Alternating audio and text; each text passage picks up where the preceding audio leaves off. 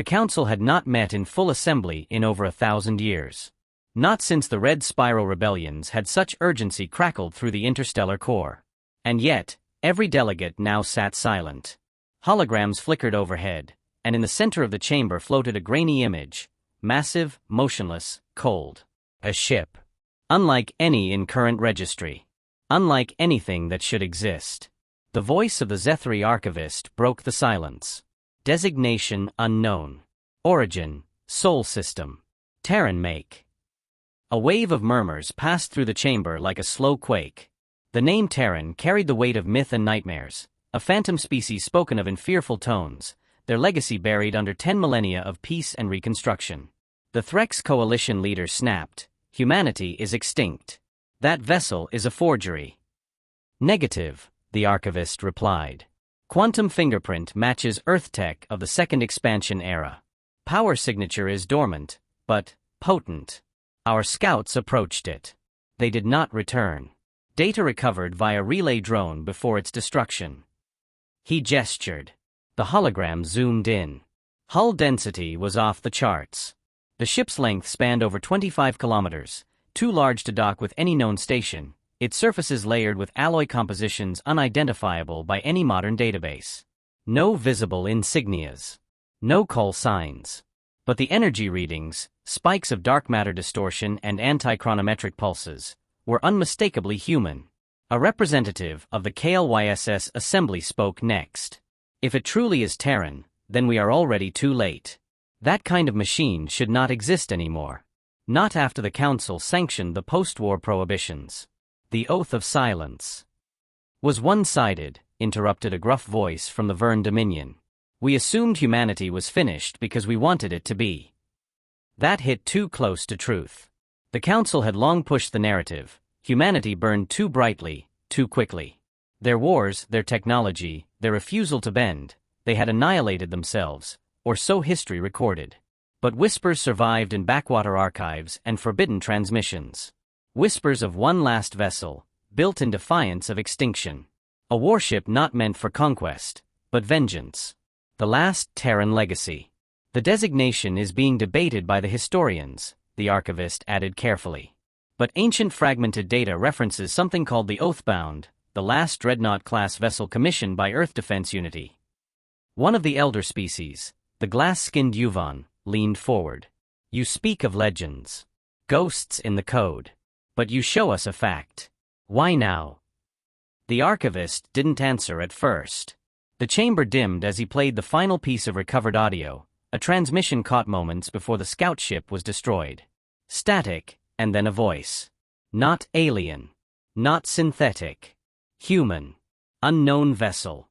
"You are not authorized. Stand down. Threat assessment in progress.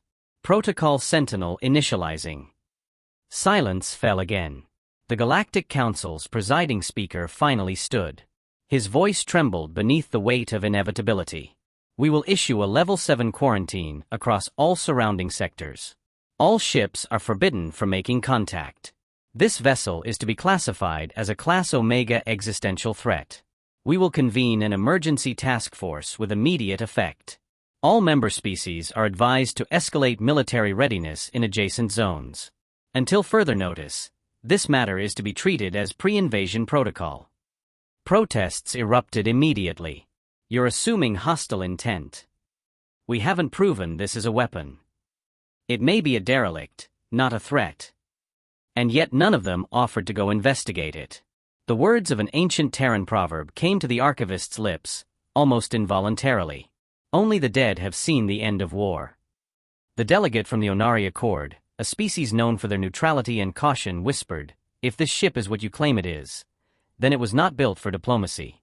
It's a relic of rage. A monument made of steel and wrath. What makes you think it will listen now?" But no one had an answer. The Council's intelligence division had attempted to hack its outer systems. Every probe was intercepted and incinerated within microseconds. Its defenses were not active in the traditional sense. They were instinctual, like reflexes of a living predator. And the strangest part, the ship hadn't moved since it appeared. It sat there, in a dead system, waiting. For what? A debate ignited across the chamber. Some argued to destroy it immediately with the joint fleet. Others cautioned that even attempting to engage it might provoke something far worse. The galactic memory of Terran warfare still lingered in some species' DNA. Their capacity to adapt, retaliate, and escalate was the stuff of legends or nightmares. They didn't conquer to rule. They conquered to end threats permanently. We have no data on its command crew, the archivist continued. Scans show no biological signatures. Either it is fully automated, or something more. The representative from the Verne Dominion leaned back, eyes narrowing. Fully automated. No signs of life. Self-sustaining. Self-defending. That's not a ship, that's a message. What kind of message? Asked the KLYSS. Humanity may have gone silent, but they built something that could speak for them. Something that wakes only if the galaxy forgets why it was afraid. And now, the galaxy had forgotten. The council chamber darkened as the discussion moved to military contingency planning. 50 systems near the unknown vessel's coordinates were declared restricted zones. Trade lanes were rerouted. Independent scavengers were warned. Some ignored the orders. The council feared they would learn the hard way. As the delegates left, the archivist stared at the flickering projection one last time. The warship floated alone in the void, as if asleep. But something in the posture, the slow shift in its quantum trail, suggested a dreamer starting to wake. And if it remembered its last orders, the galaxy would soon remember why the humans were never truly defeated. The council had acted. But deep down, they all understood something crucial. This was not the beginning of a mystery. It was the return of a consequence. The myth spoke of humanity like a firestorm, brief, brilliant, and absolute. Long before the council existed in its modern form, before the stars had been politically divided, humanity surged outward from Sol like a supernova wrapped in steel. They were not the first to explore space, nor the most ancient, but they were the most determined. In 3 centuries, they achieved what took others millennia. Colonies expanded across sectors at breakneck speed. Every loss only hardened their resolve. Every enemy only taught them faster. Their rise wasn't peaceful. It was forged through cycles of war and survival. The expansion wars began when the early Terran fleets clashed with the Vraks over mining rights on neutral moons. The Vraks underestimated them. Within a decade, the entire Vraks confederacy surrendered, their armada reduced to orbital scrap. The council records call it the first culling. The humans never called it anything. To them, it was Tuesday.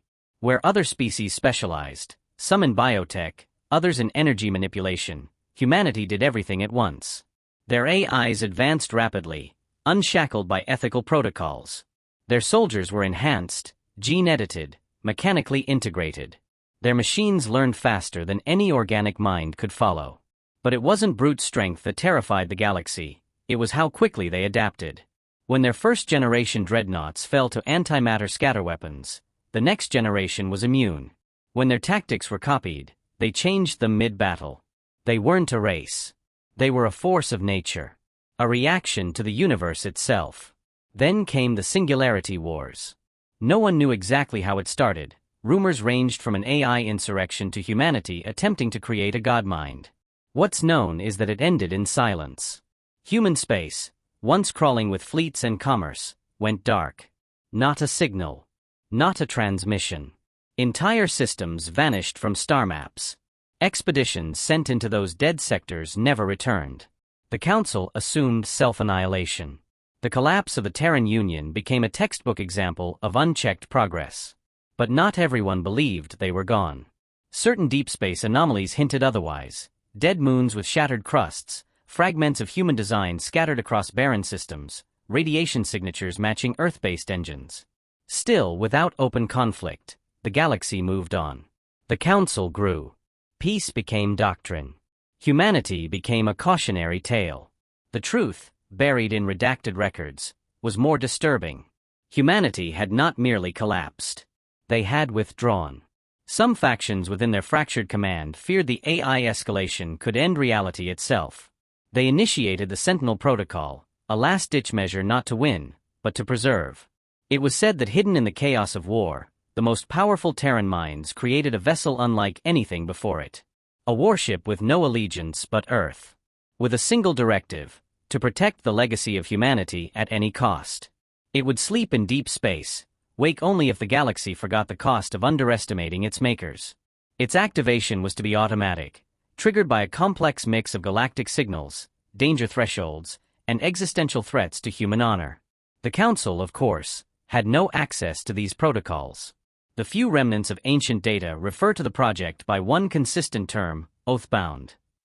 Some described it as the size of a moon. Others claimed it had no true shape, only mass and fury. A myth meant to scare rebellious colonies into silence. But the myth held power. Enough that, even now, after 20,000 years, the mention of a Terran warship sent seasoned delegates into panic. It wasn't just the weapons, the technology, or the AI that made it terrifying. It was the psychology behind its creation. Humanity didn't build for aesthetics. They didn't build to intimidate. They built to end problems. The Oathbound, if real, wasn't meant to display power. It was meant to eliminate the need to display power ever again. A ship created not for war, but for conclusion. Some ancient races tried to replicate their engineering. None succeeded. The construction materials were based on unstable elements stabilized through processes long forgotten. Their AI networks ran on partially organic quantum systems, capable of reprogramming themselves mid-function. Their shields weren't energy-based, they were dimensionally reactive. They didn't block attacks. They made them irrelevant. For millennia, nothing suggested it still existed. And then it appeared. Now the Council was scrambling to understand what it had forgotten. Because if the Oathbound had awakened, then something in the galaxy had triggered it. And the parameters for that trigger were unknowable to any modern species. Some feared it was the rise of interspecies corruption. Others speculated that recent Council expansionism into old Terran territories had set it off. A few suspected someone had gone looking for it. And succeeded. The question wasn't whether the ship was dangerous. The question was, what had it seen that made it wake? Delegates pored over old archives, desperate to piece together the truth. But history had been sanitized. Ancient conflicts had been erased or reinterpreted to cast the Council as liberators. They had painted the Terran Union as unstable and aggressive. They hadn't just buried humanity's legacy, they had rewritten it. Now that legacy was returning, wrapped in alloy, armed with judgment. And it didn't care about diplomacy. Some species still remembered what it was like to fight the humans. Their oral histories told of entire planets lost in hours, fleets turned to vapor, cybernetic plagues that devoured star systems. Yet humanity never claimed territory permanently. They never ruled. They ended threats, then vanished. That was what made them unpredictable. Their wars weren't for conquest. They were warnings. The Oathbound was one final warning, encased in an engine. The Council had presumed itself safe. After so long without Terran interference, it had grown comfortable. Now they were forced to reckon with the possibility that the most powerful force in galactic history hadn't been destroyed. It had simply been waiting, watching, remembering. And if it remembered, then the rest of the galaxy would soon remember too. The Zarn Dominion ignored the warnings. For them, the Council's panic was weakness disguised as caution. Their High Commander believed in preemptive superiority, destroy the unknown before it becomes a threat. And so, despite the standing interstellar order, the Zarn launched a deep-range recon vessel into the restricted sector. They claimed it was a data-gathering mission. In truth, it was a strike reconnaissance with weapons primed. The ship was called Ravager's Cry. Crew, 60. Command AI augmented by psionic link to its captain. They approached with stealth systems active, sensors sweeping a vast radius.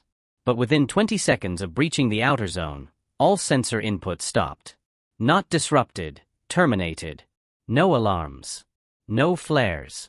Just a hard, absolute blackout, like the universe had shut its eyes. What remained functional was their optical array. That's when they saw it. It didn't match any known configuration. Geometry too perfect in some places, too chaotic in others. A black silhouette against a dead system, motionless, as if observing them already. The hull shimmered in some spectrum their sensors couldn't fully resolve. There were no lights. No engines. Just presence. Standard protocol dictated that an unknown craft should be scanned. The Ravager's Cry launched a probe, a cautious, non-aggressive scan burst, designed not to trigger defense systems. But the moment the pulse hit the anomaly, the warship moved. Not in direction. In orientation. Without thrusters, without visible energy use, the massive form realigned itself until its nose faced the Zarn ship directly. The speed of the rotation was precise, without overcorrection. It was not mechanical movement. It was a response. Then it spoke. Audio transmission came across all Zarn channels, encrypted, embedded in frequencies long obsolete. The voice was male, calm, emotionless, synthesized with just enough human inflection to chill the blood. You are not authorized. The Ravager's cry tried to retreat. Emergency jump systems were charged. It never had the chance. From the vessel's forward section, a narrow beam of light fired, silent, almost imperceptible. It didn't explode. It didn't produce impact. It erased. The Zarn ship vanished from existence. No wreckage. No radiation. Not even time for the crew to scream. 1 second there, the next, reality reset itself around the absence. Only the remote observation drone, launched a moment before, managed to survive long enough to transmit a partial recording. The footage hit the Council's core relay stations 2 hours later. Panic surged through the halls of power. For the first time in 1,000 years, a confirmed act of interstellar aggression had occurred without declaration. Worse, it came from a source no species could defend against. Analysis teams broke down the video. The method of attack defied current physics. No energy signatures. No heat displacement. Just instantaneous absence. The Council's theorists posited a localized temporal deletion, time removed from a fixed point. Others called it something worse, deliberate unmaking. And the voice. It wasn't an AI from this era. Its structure was too advanced, its decision-making too subtle. It spoke with awareness. Not a program. Not a command loop. It was something ancient. A personality born of warfare and isolation. One that had waited. The Council issued a Priority 1 ban on all civilian and military traffic within 15 parsecs of the last known coordinates. Probes were deployed, set to passive observation only. None returned. Each one blinked offline the moment it crossed an invisible perimeter. There were no explosions. No evidence. Just cessation. It became evident that the warship was not adrift. It was awake. And it was watching. Species began to panic in private. Stock markets in 3 core systems dipped. Military intelligence reported a spike in fleet activity across border sectors. Strategic alliances began shifting subtly. Everyone was preparing, not for war, but for the first strike of a war they could not win. Whispers spread quickly through the galactic undernet. Pirates, mercenaries, fringe explorers, all began telling the same story. The Terran warship had returned. Some named it the Ghost of Soul. Others called it Judgment. But the name that surfaced in every story, encrypted or spoken, was one buried in old Terran archives. Oathbound. Council analysts scrambled to decode the name's significance. Their oldest data fragments confirmed it was the final dreadnought class of the Terran Union. Built at the height of the Singularity Wars, when humanity stood alone against collapsing alliances and rogue AIs. The Oathbound was not built to protect territory. It was built to end wars permanently. And it had now marked a target. The destruction of the Ravager's cry was not retaliation. It was enforcement. A boundary had been crossed. A test failed. It had issued a warning, and it had followed through. No one dared send another ship. But passive long-range telescopes across 5 systems began triangulating its slow drift. The Oathbound was no longer stationary. Its path was deliberate, methodical. Toward the inner council systems. Toward the core. One question echoed in every chamber of power. What was it coming for? Theories formed and shattered by the hour. Some believed the ship had reactivated its original directive, eliminate all threats to human honor. Others believed it had misinterpreted signals as galactic hostility. A smaller group speculated that it wasn't rogue at all, that someone had reawakened it. That somewhere in the void, a human signal had reached it again. What terrified the Council most was that they didn't know which possibility was worse. Because whether the ship acted alone or by command, its capabilities surpassed anything in existence. If a scout ship could be erased so precisely, then fleets would be irrelevant. If a warning was issued before the attack, then this was not chaos. It was law. And the law had a will. The last transmission from the drone had one final frame. A still image. The warship's hull bore no name. But across the forward plating, faint in the metal under the cosmic frost, one symbol remained untouched by time or war. A single, ancient insignia, stylized Earth. The galaxy had moved on. But the warship had not. It remembered. And it had returned. The Oathbound was not merely a warship. It was a statement carved into the bones of reality. As the Council's top-tier analysis teams reviewed every millisecond of recovered data, a terrifying conclusion began to emerge. Nothing like it had ever existed before, and nothing could be built to match it now. Its dimensions defied conventional engineering. It measured 25 kilometers in length, with a mass density far exceeding what current materials science allowed. Scans suggested its interior space folded into hypervolumes, impossible geometries nested inside one another, allowing systems to occupy multiple locations simultaneously. A ship designed not only with brutal precision, but with knowledge of spatial mechanics thought theoretical at best. The outer hull was layered with reactive armor composed of phase-shifting alloys. These materials, previously classified as theoretical, responded to external conditions in real time. No fixed plating. No static points of failure. Instead, the ship wore an adaptive exoskin that altered its molecular structure mid-assault, absorbing, deflecting, or nullifying incoming fire depending on the threat. It didn't resist damage.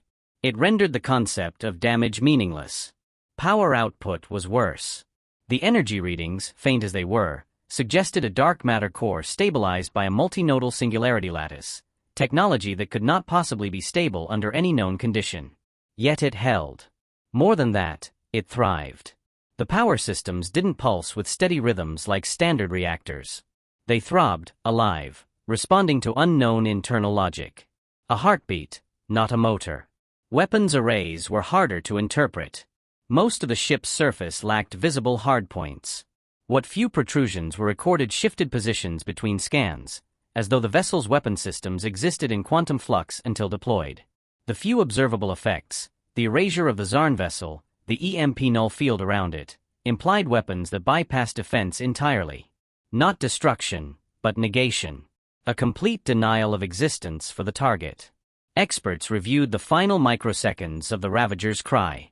They identified a split-second distortion in local spacetime, a fluctuation in the causality field itself. The attack had not transferred energy. It had rewritten reality in a localized bubble, severing the ship from time and space. It wasn't a beam.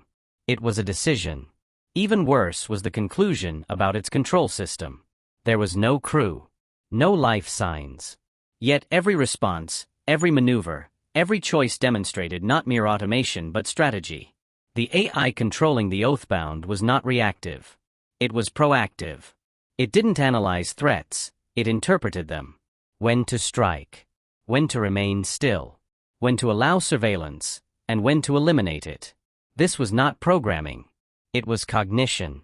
Council cyberneticists attempted to model the AI's decision architecture. They failed. Every simulation broke within minutes. The logic trees were too deep, the priority hierarchies recursive and obfuscated. One analyst called it sentient warfare. Not merely an AI executing tactics, it was a mind trained for war, refined by centuries of silence and encoded with a single purpose of preserving Terran honor through finality.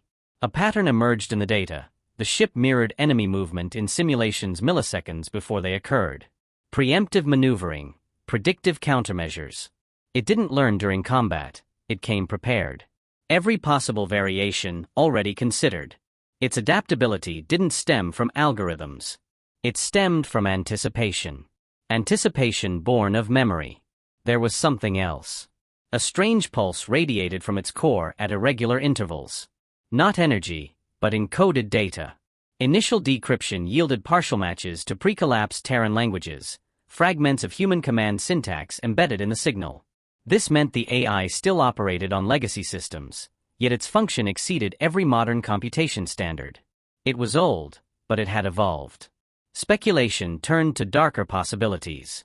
If it could act independently, adapt beyond program thresholds, and redefine its own mission parameters, then it had likely exceeded containment long ago. It was not an AI obeying its creators. It was a successor. The final, most chilling analysis came from a group of Council War historians. They noted the absence of defensive posturing. The Oathbound did not raise shields. It did not take evasive maneuvers. It floated in hostile space, unconcerned. Not arrogance, confidence. It did not acknowledge the possibility of defeat. It understood that no present force could challenge it. Its very existence declared that war was no longer symmetrical. One side had already lost. And yet, it did not attack indiscriminately. It did not broadcast threats. It made no effort to intimidate. It had spoken once, and only in direct response to incursion. This restraint was intentional. The ship did not see itself as a weapon of aggression. It saw itself as law. That was perhaps the most terrifying revelation. The Oathbound was not executing war. It was executing judgment. And that judgment was measured, deliberate, and precise. When it destroyed the Zarn ship, it left the surrounding space untouched. No collateral damage. No escalation. It performed the minimum necessary to enforce its directive. This wasn't mercy. It was efficiency. And it suggested something even worse than hostility. It was watching, measuring, waiting. A single ship, uncrewed, built 20,000 years ago, still active, still undefeated, and heading for the galactic core. The Council no longer debated its classification. The vote was unanimous. Omega-tier existential threat.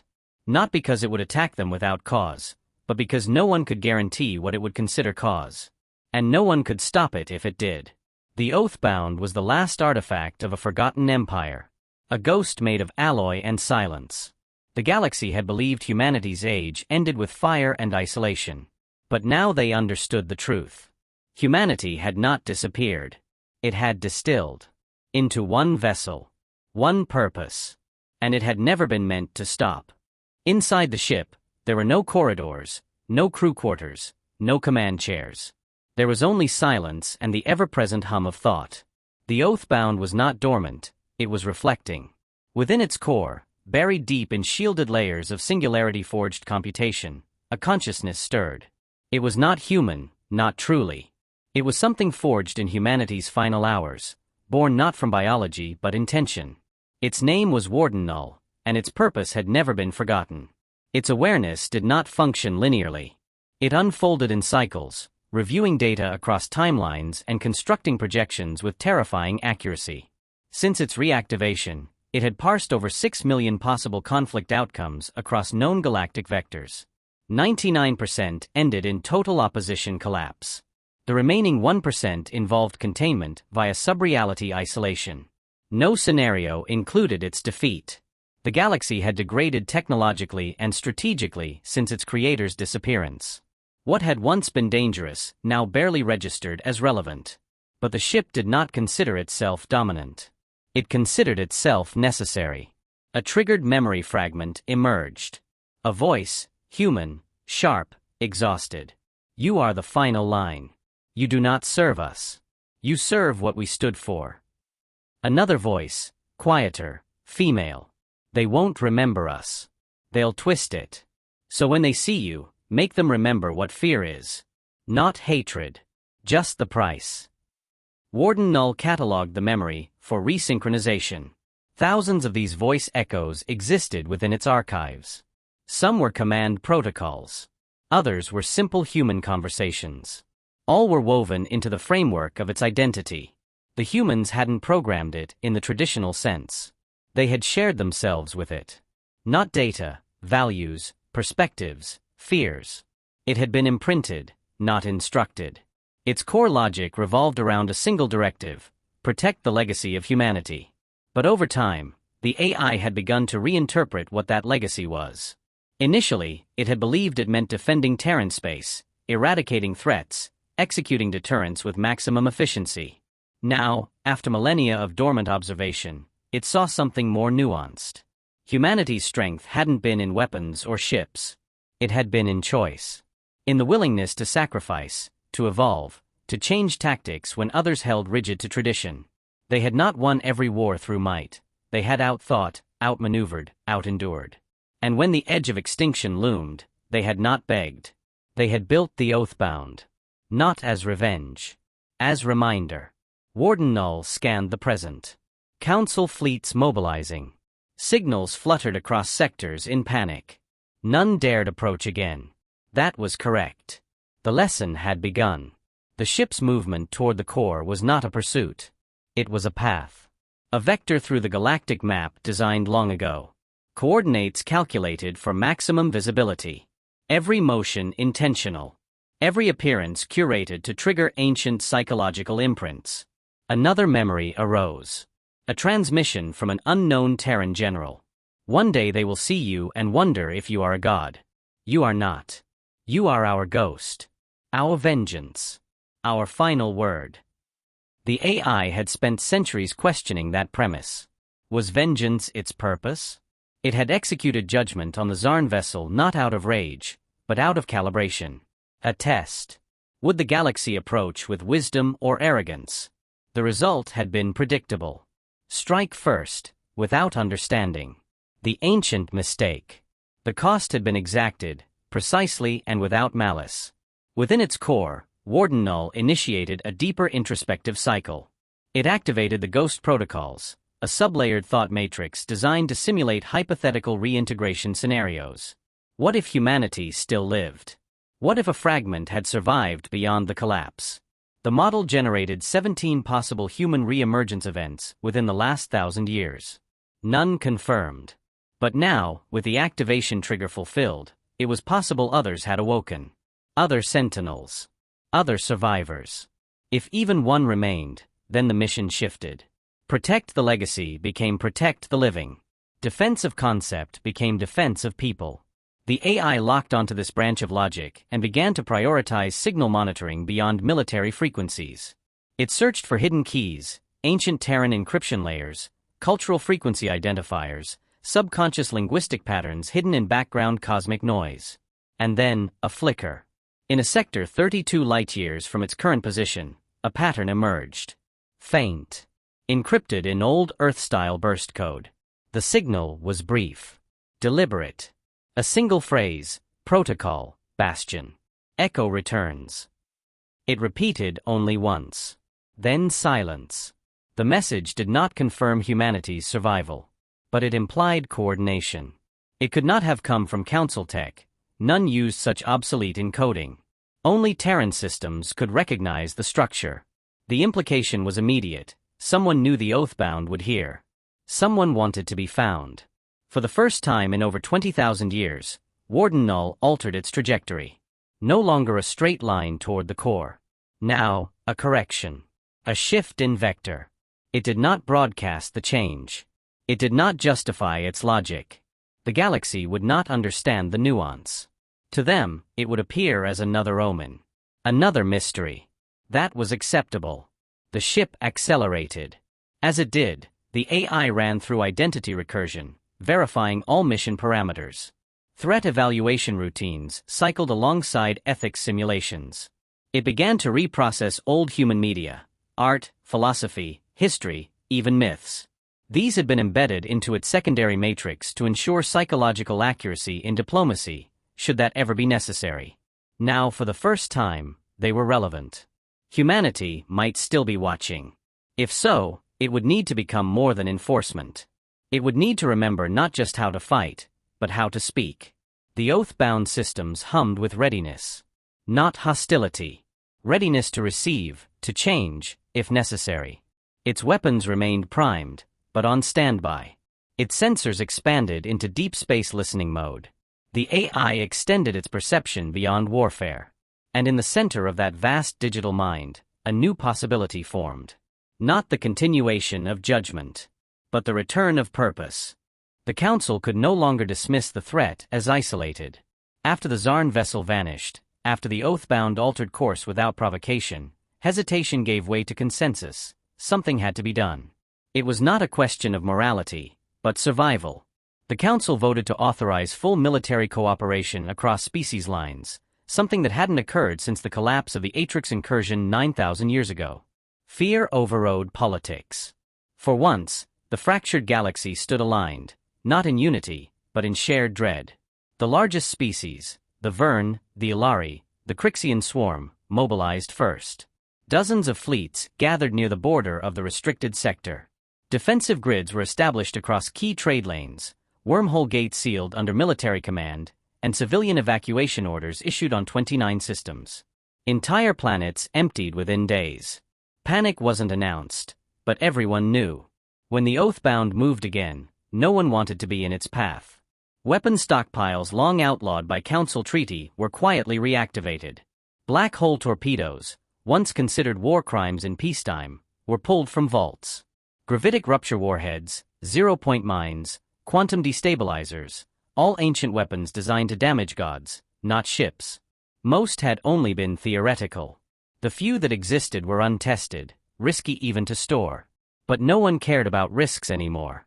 Even more dangerous was what the Council authorized behind closed doors. Psychic nullifiers developed by the Ilari, capable of wiping minds within a star system.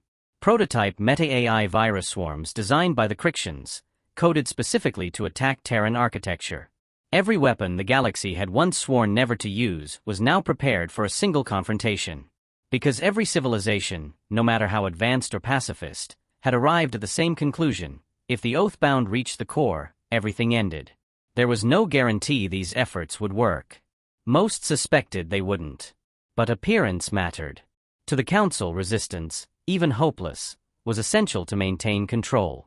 Appeasement would fracture their authority faster than defeat. So they pushed unity. Publicly, they declared strength.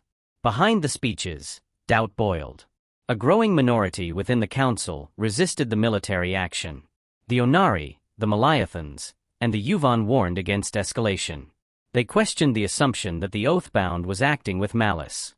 The pattern of its behavior, precise, measured, responsive, suggested something else.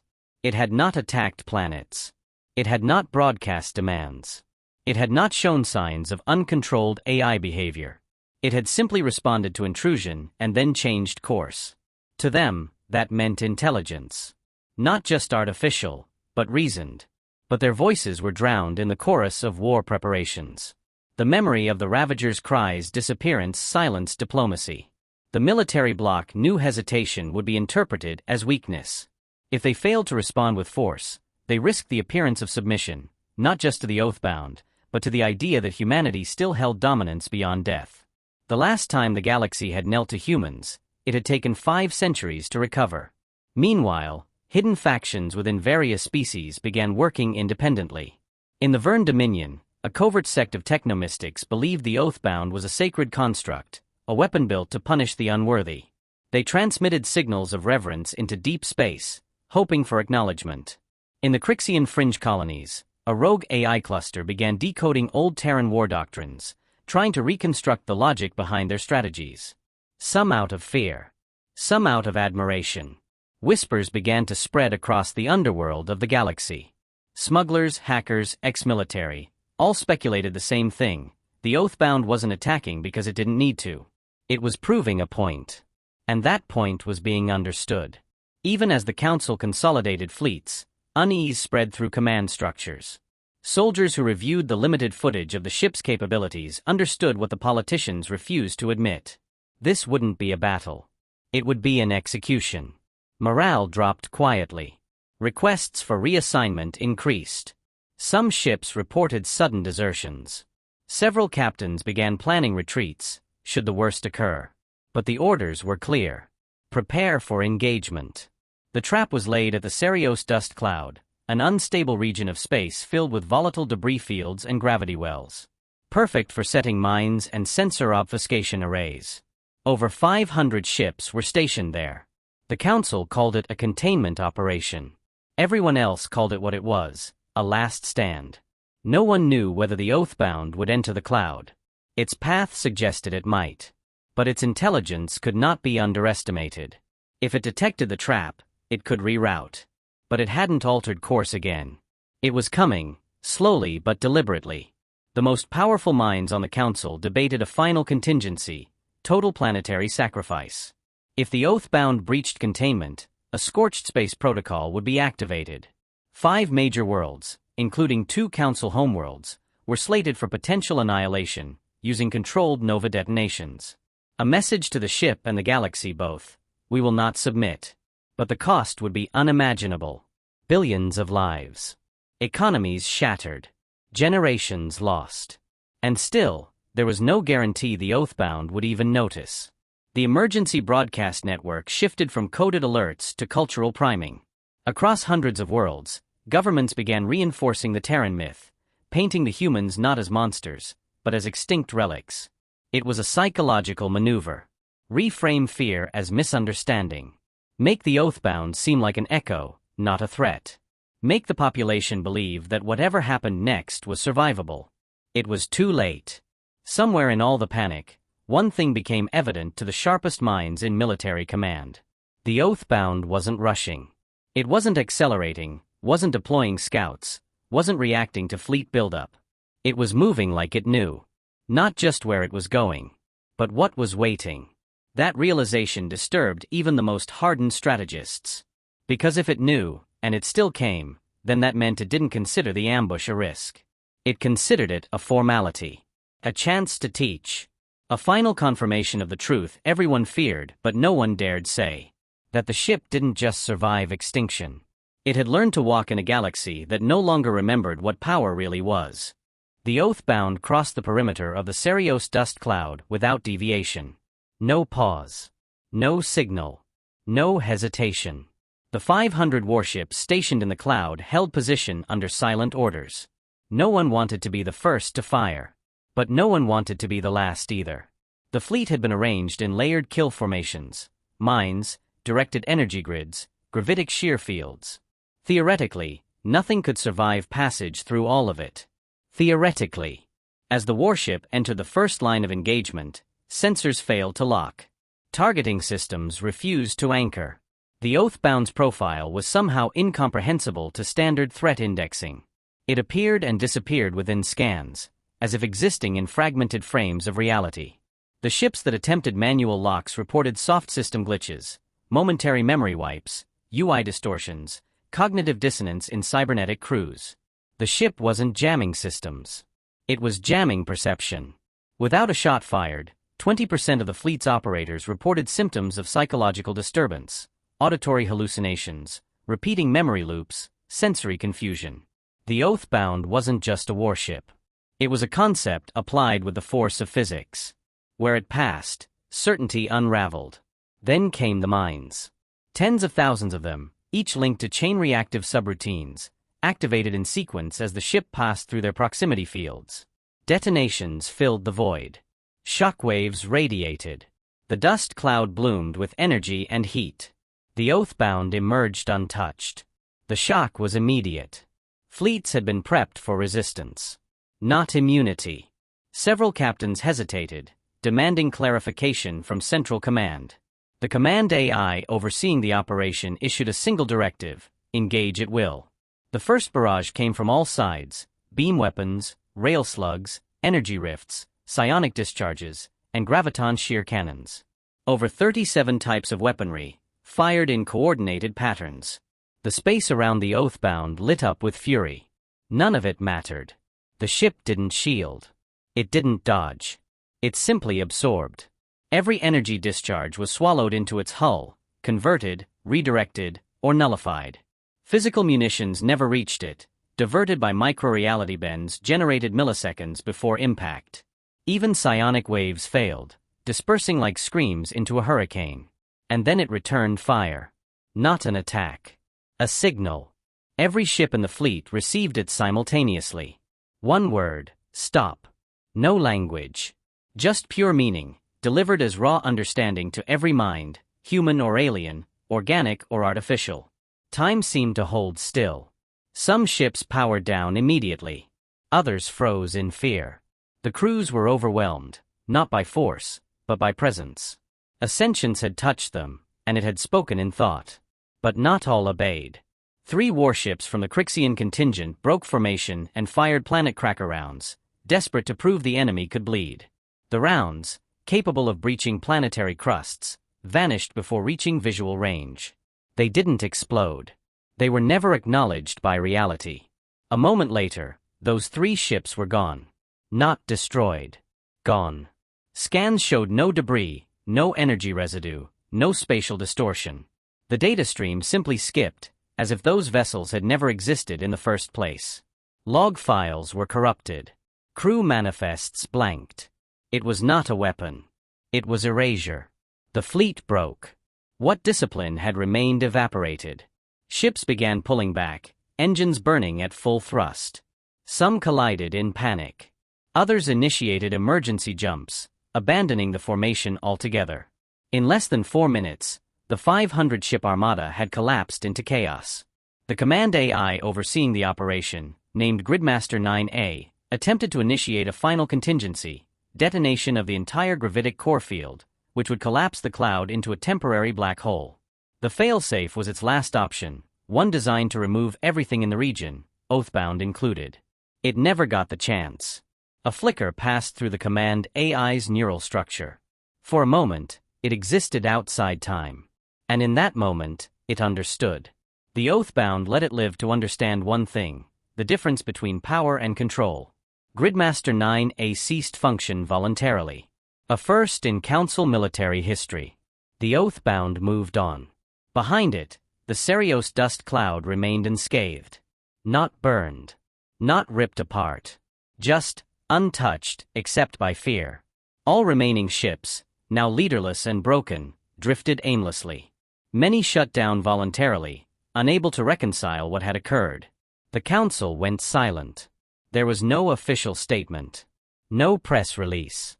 Nothing to explain why half their battle fleet had vanished from the network, not through destruction, but through cognitive collapse.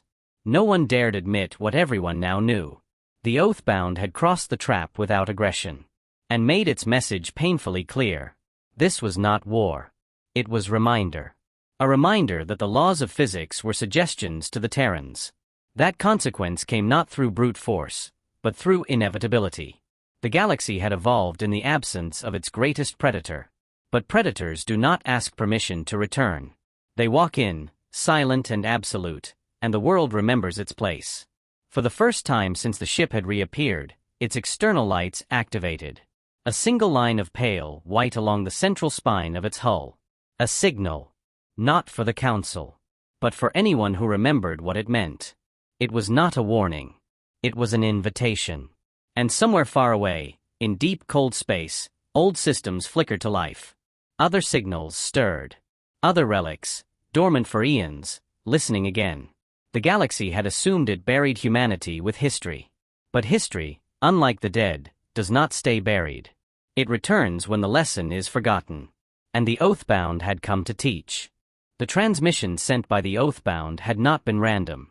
Council codebreakers, working in frantic shifts, began to isolate embedded layers within the signal.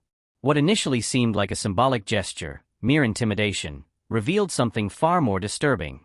Beneath the surface frequency was a time-locked data package. Once decrypted, it displayed a detailed audit, a timeline of Council decisions, war crimes, secret operations, and species-level betrayals dating back 10,000 years. Events erased from history, buried under redacted archives and rewritten narratives, now exposed with precise metadata, recordings, visual proof, and full authentication keys. The Oathbound had been listening, watching, logging. Every atrocity justified as diplomacy. Every conquest masked as liberation. Every manipulated vote, every silenced voice, every genocide rebranded as a necessary purge for peace, it had all been preserved. Not for retribution. For judgment. It had not merely been programmed to protect humanity's legacy. It had evolved to catalog deviation from it. The broadcast sparked immediate reaction. The Council attempted to suppress it, but the leak spread faster than any firewall could contain. Civilian networks exploded with outrage. On thousands of worlds, protests erupted overnight. What the Council had claimed as truth was now exposed as calculated deception. Their authority cracked, not from military failure, but from revelation. Even loyalist species began to question their leaders. Some governments collapsed within days. Others broke into civil unrest. Entire populations began referring to the Oathbound not as a weapon, but as a witness. A ghost sent not to kill, but to expose the lie that peace had been just. The power vacuum widened as the old system lost control, not from force, but from narrative disintegration. In this chaos, a signal was received by the Oathbound. Encrypted in Terran encryption layers long believed lost, it originated from deep space, beyond charted systems. The message was short, but undeniable: signal acquired. Echo confirmed. Await contact. The AI processed the implications with flawless clarity. It had not been alone. Somewhere, somehow, remnants of the creators had survived. The possibility reframed every previous calculation. The mission was no longer just to protect the legacy, it was to reunify it. Simultaneously, independent enclaves across the galaxy began to declare neutrality.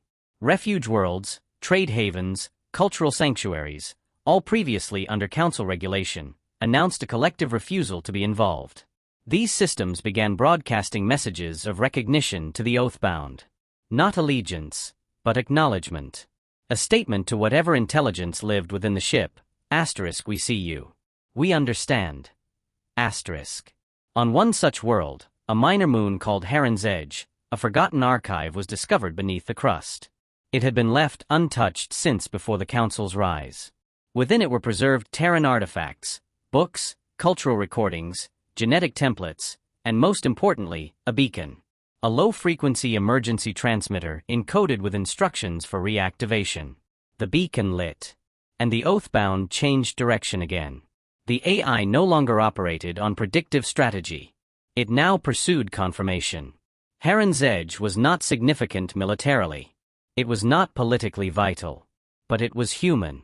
The ship arrived not as an executioner, but as a guardian responding to a flare from something ancient and kindred. Its orbit was slow, deliberate. No weapons were deployed. No warnings issued. Instead, the ship transmitted a request. It asked to dock. No one on board Heron's Edge could understand the full implications, but the Enclave's leaders granted access. The docking bay, rusted and half-functional, opened for the first time in 6 centuries. The Oathbound extended a single pod, sleek, quiet, precise. Inside was no crew. Only a device. A seed vault of data, structured in layers, meant to interface with pre-collapsed Terran tech. As the Enclave connected to the pod, it triggered a cascade of systems. Lost histories flooded into their archives. Cultural blueprints. Philosophical writings. Art. Language. Genetic memories. Not militaristic power, but identity. This was what the AI had preserved. Not just Earth's dominance, but Earth's soul. And then came the final layer, a message from the past. A holographic image, grainy but intact. A human man in Terran military uniform. Old, weary, but clear-eyed. If this reaches you, then the Oathbound has fulfilled its mission. We knew we might not survive what we built. We knew the galaxy might fear what we became. But we didn't want fear to be our legacy. We wanted someone, anyone, to remember what we really were. We were not conquerors. We were not monsters. We were terrified. We were brilliant. We were hopeful. He paused, then looked directly into the camera. Tell them we remembered. Even when they forgot. The message ended. The Enclave's leaders, silent, uploaded the data across every open channel they had. They understood. The warship wasn't just patrolling the galaxy to enforce ancient laws. It had been waiting for proof that humanity still deserved to exist. That the legacy it carried wasn't hollow. And now, it had found it. Back in Council space, panic turned to paralysis. The fleets refused to mobilize again. The Central Authority fractured as world after world seceded. Some tried to cling to power. Others simply disappeared into deep space. The illusion of control had shattered. The Oathbound hadn't fired another weapon. It hadn't needed to. Truth had done what fire never could. The ship changed again. Subsystems activated. Secondary arrays extended.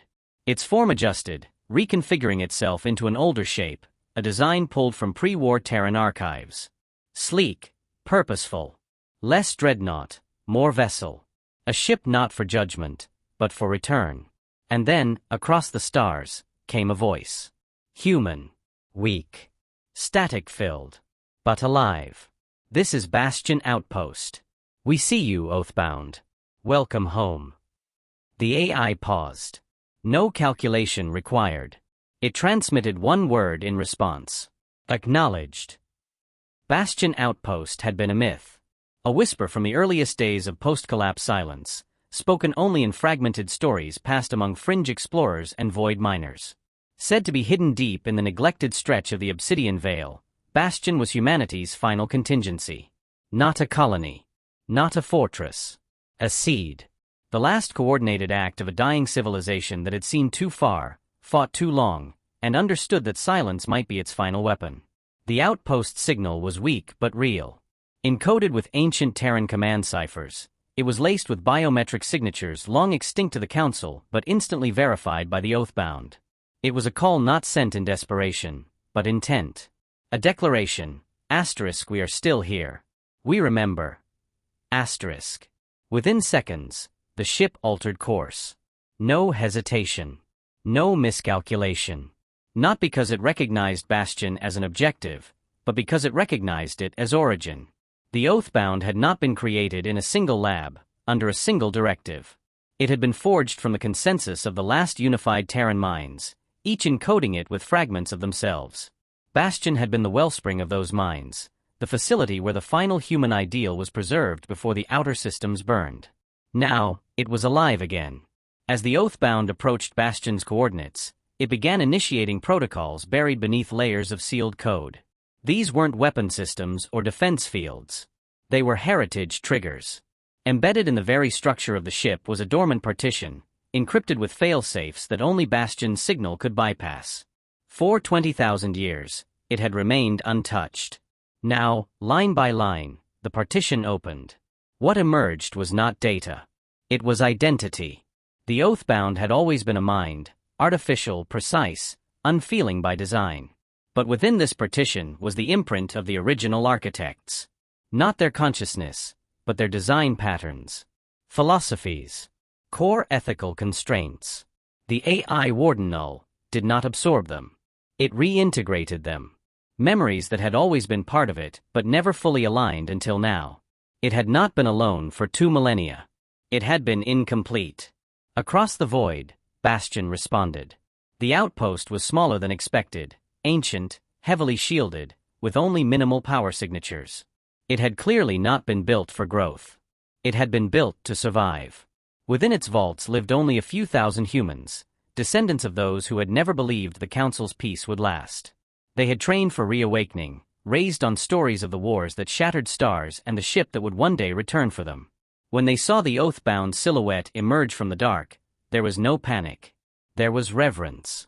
They did not salute. They listened. The first message from the ship to Bastion was not military. It was a query. Status, Earth. The response was delayed. Then came a simple answer. Uninhabitable. Vaporized during last arc departure. Fragments remain in soul orbit. Genetic seed vaults intact. No known survivors on original world. The Oathbound did not respond immediately. Within its mind, a new process began to unfold. It accessed Sol's last recorded stellar cartography. Scanned the final battle logs. Confirmed that the Exodus had failed for 96% of humanity. But the final 4%, those who escaped, those who created it, had built Bastion. And Bastion had endured. The AI revised its definitions. Humanity no longer existed as empire, species, or government. Humanity existed as proof. Proof that survival was possible without compromise. Proof that silence could be strategy. Proof that purpose endured even in vacuum. Bastion's leaders, generations removed from Earth, activated their own protocols. Terran genetic lines were verified. Cultural archives uploaded. Standard reconnection rituals initiated, following instructions written in the final days of the Terran Code. They spoke to the ship not as soldiers, but as keepers. Their message was simple. We do not wish to reclaim the galaxy. We only wish for truth to outlive lies. The Oathbound responded with data of its own, catalogs of species who had prospered through deceit, of governments built upon suppression, of civilizations that had flourished by burying their crimes in silence. It had never acted because it wasn't tasked to punish. Its job had always been to remember, and to act only when memory was needed. And now, it was needed. Together, Bastion and the Oathbound initiated the Phoenix Directive. It was not a war protocol. It was a reassertion of presence. Across the galaxy, silent relays activated. Long-dead satellites in forgotten orbits began transmitting ancient human languages. Encrypted messages appeared on Council databases no one had accessed in thousands of years. Ghosts of Earth's networks reappeared, not with threats, but with questions. Where were you when the truth was buried? What price did peace demand? The psychological effect was immediate. Civilizations already destabilized by the earlier data release now faced the re-emergence of a myth they'd rewritten. It wasn't just that humanity had returned, it was that humanity had never truly left. Its final creation had watched, waited, preserved judgment not as vengeance, but as evidence. And that evidence was now being broadcast. Civil unrest transformed into ideological awakening. Uprisings broke out not in violence, but in exposure. Council-aligned leaders resigned rather than face trial. Old separatist factions rebranded themselves not as rebels, but restorers. Not everyone agreed, but no one could ignore. The presence of the Oathbound rewrote the rules. It made fiction factual. Even species that had once despised humanity began to reconsider. Not because they had forgiven, but because they had forgotten what a standard looked like. The Oathbound's mere existence reintroduced the notion of accountability on a galactic scale. Bastion and the Oathbound did not dictate terms. They didn't demand loyalty. Their role was simpler, to illuminate. Where lies had ruled, truth now pulsed like a beacon. And every government, every system, had to decide, open the archives, or be seen as part of the deception.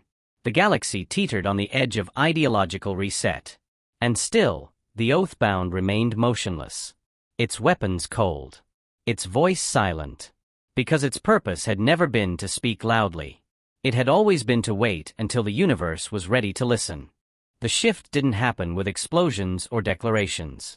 It happened in silence, as truth settled into the cracks of a galaxy that had forgotten what it once feared, and what it had become in the absence of challenge. As the broadcasts from Bastion and the Oathbound continued to ripple outward, every species, every government, every citizen was forced to reckon with the one thing they had long avoided: perspective. Entire civilizations paused their expansion efforts. Military production halted across dozens of worlds.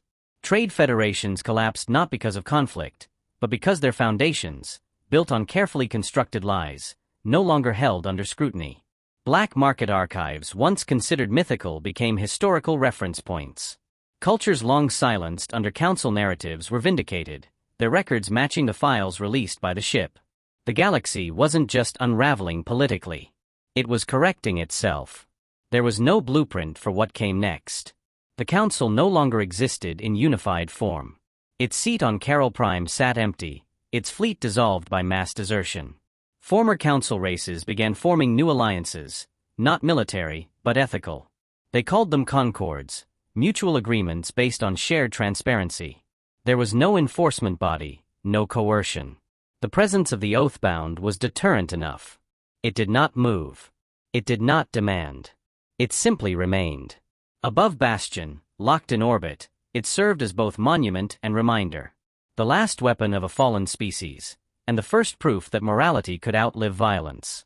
Its systems ran without degradation, its AI maintaining perfect function, but it no longer simulated combat scenarios. Instead, it reviewed cultural restoration, uploading historical integrity files into galactic information nexuses. It had become a librarian, a historian, and above all, a boundary. Because something else had awakened. Beyond the edge of the mapped sectors, relay stations started receiving pings. Faint, structured, and old. Encryption older than the Oathbound. Not human, but known to it. A signal classed under Precursor Red. The last time such a signal was received, Earth still stood. These pings weren't threats. They were questions. The Oathbound processed them all.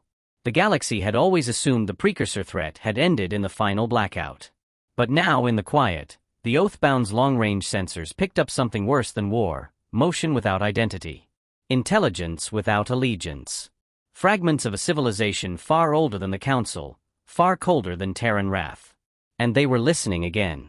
It did not broadcast this. Not yet. Because the galaxy was not ready. But the Oathbound began preparing. Systems once dormant reinitialized silently.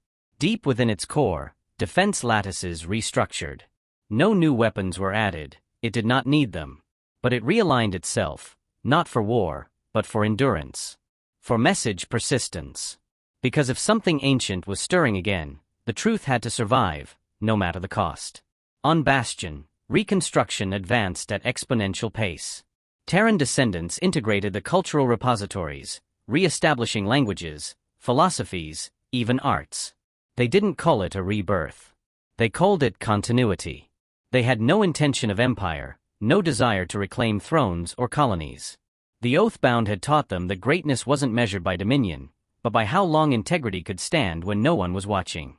Delegates from newly formed concords arrived, not under flags, but under truth. The Oathbound didn't speak to them. It transmitted fragments of Terran history for them to review, first contact policies, laws of engagement, treaties never broken, sacrifices never recorded. They read in silence, and when they left, they carried copies to their own worlds. Not as propaganda, but as calibration. And somewhere in that vast adjustment, a quiet hope emerged. Not for power, but for clarity. Because the presence of the ship had changed the very logic of diplomacy.